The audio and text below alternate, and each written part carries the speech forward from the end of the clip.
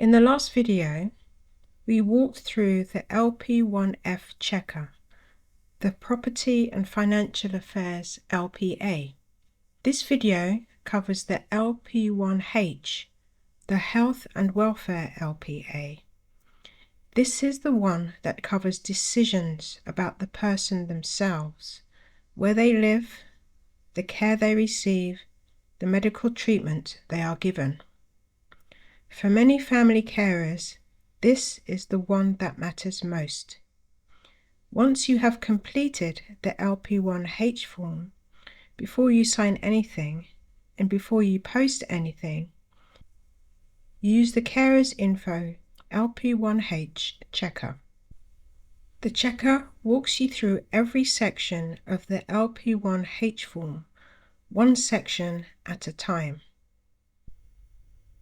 For each section, it tells you exactly what to check, what the common mistakes are, and what a correct entry looks like.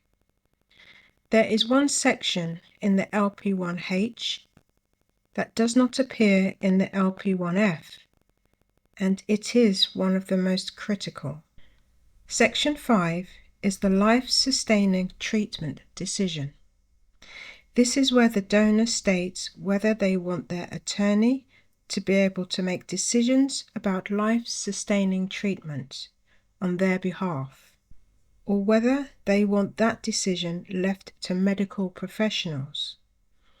This section cannot be left blank. Leaving it blank is an automatic rejection by the OPG. The checker flags this clearly so you do not miss it.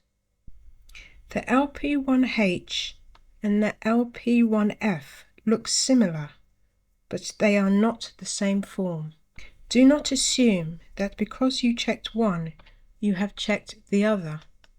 Each form has its own specific requirements. The LP1F and the LP1H. Between them, they cover every section of both LPA forms, every common mistake, every rejection risk, every critical section.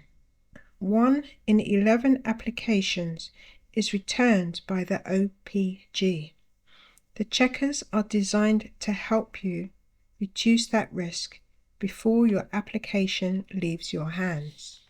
Find the LP1H checker at carersInfo.com/LP1H-checker.html.